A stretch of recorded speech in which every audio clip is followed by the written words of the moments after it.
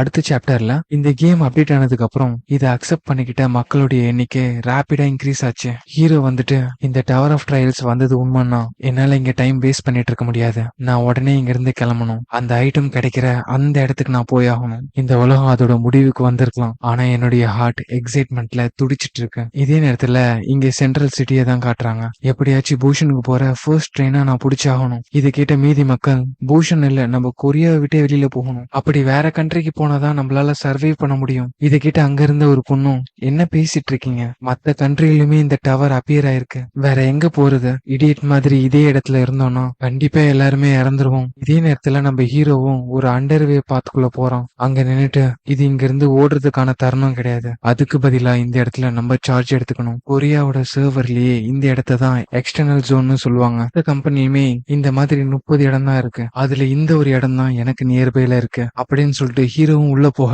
அவனுக்கு முன்னாடியே அந்த இடத்துல நிறைய பிளேயர்ஸ் இருக்காங்க. உடனே ஒரு நோட்டிபிகேஷன் வருது, நீங்க ஈவென்ட் ஜோனுக்குள்ள நுழைஞ்சிட்டீங்கன்னு. இங்க இருக்க எல்லாருமே டவர் ஆஃப் ட்ரையல்ஸ் கேமை விளையாண்டவங்க தான். அது மட்டும் இல்லாம ஒருத்தர் முறைச்சிட்டே இருக்க இது எல்லாமே இங்க காமன் தான். ஏன்னா இவங்க எல்லாருமே தேடி வந்தது ஒரு லிமிடெட் ஐட்டம். ஒருவேளை நாங்க லக்கியா இருந்தா எங்களுக்கு மேக்சிமம் 5 கிடைக்கும். இப்படி நம்ம ஹீரோ நினைச்சிட்டு இருக்கும் போது அந்த இடத்துக்கு ஒருத்தன் வந்துட்டு, ஹே நீ தானே அந்த கேங்ஜினேக்? அது சரி, நீயும் இந்த இடத்துக்கு வந்திருக்கியா? அதாவது நீ இது வரைக்கும் ஒன்னும் பண்ணதில்ல, ஆனா இந்த கேமை மட்டும் ரூம்லயே இருந்து டெய்லி பேசிஸ்ல விளையாடுவல. இதை பார்த்த நம்ம ஹீரோவும், இவனை பத்தி சொல்லணும்னா இவனோட பேர் லீ, ஆப்பிரிக்கா டிவியோட பார்ட்னர். 500K சப்ஸ்கிரைபர் வச்சிருக்கான். அது மட்டும் இல்லாம இவன் கொஞ்சம் ஃபேமஸ் தான். அதே நேரத்துல நான் வேலை செஞ்ச ஒரு இடத்துல சிஇஓவும் இருந்தான். சரி சொல்லு, இந்த கேம்ல நீ எத்தனாவது ஃப்ளோர் வரைக்கும் போயிருக்க? நமக்கு தெரிஞ்ச சீக்கிரட்டை கேதர் பண்ணலாம். ஏன்னா நம்ம எல்லாருமே ஒரே கம்பெனில தானே வேலை செஞ்சோம். இவனோட கம்பெனில கான்ட்ராக்ட் போட்டு நிறைய ஸ்ட்ரீமர்ஸ ஏமாத்தி இருக்காங்க. அது மட்டும் இல்லாம என்னோட பெஸ்ட் ஃப்ரெண்டை ஏமாத்தி இந்த இண்டஸ்ட்ரியை விட்டு ஓட விட்டு இருக்கான். எனக்கு நல்லாவே தெரியும் நீ நல்லாவே கேம் பிளே பண்ணுவான்னு அப்படின்னு மனசுக்குள்ளேயே நினைச்சுக்க.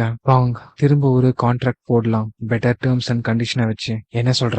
இதை கேட்ட நம்ம ஹீரோவும், லீ என்கிட்ட இப்படி பேசாத, என்னமோ என் ஃப்ரெண்டு மாதிரி அப்படின்னு ஃபேஸ்லயே ஒரு பஞ்ச் வைக்க இப்போதான் நிம்மதியா இருக்கு. சரி ஓகே, அது வரத்துக்கான டைம் ஆயிடுச்சு. அடுத்த நிமிஷமே அங்க ஒரு மேங்கரூ ட்ரீ அப்பியர் ஆக பார்த்த ஹீரோவும், நம்ம அந்த கேம்ல விளையாடின மாதிரியே இருக்கு. அப்ப நான் நினைச்சது கரெக்ட் தான். உடனே மேங்கரூ ட்ரீ அப்பியர் ஆயிடுச்சுன்னு ஒரு நோட்டிபிகேஷன் வர அங்கிருந்து பிளேயர்ஸ் எல்லாருமே அதுல ஃப்ரூட்ஸ் இருக்கு, அது நம்ம strength, agility, health and magic status இது எல்லாத்தையுமே இன்க்ரீஸ் பண்ண உதவும். இதை பார்த்த நம்ம ஹீரோவும், இது வேல்யூவான பொருள் தான், ஆனா மொத்தமாவே 4 ஃப்ரூட் தான் இருக்கு. அப்போ காம்படிஷன் அதிகமாவே இருக்கும்னு யோசிக்க அங்க இருந்த மத்த பிளேயர்ஸ் எல்லாருமே ஒருத்தர் அடிச்சுக்கிறாங்க. இதை பார்த்த லீயும், நீ என் கூட சேர்ந்து இருந்தானா இந்நேரம் அந்த ஃப்ரூட்டை ஸ்பிளிட் பண்ணி நம்ம 2 பேருமே பெனிஃபிட் அடைஞ்சிருக்கலாம். இப்ப நம்மளுக்கு எந்த ஃப்ரூட்டும் கிடைக்க போறது இல்லைன்னு கத்த, உனக்கு எதுவுமே தெரியலனா கொஞ்ச நேரம் அமைதியாரு, இது கரெக்டான டைம் இல்ல அப்படின்னு நம்ம ஹீரோ சொல்ல இங்கேயே இந்த சாப்டர் முடியுது.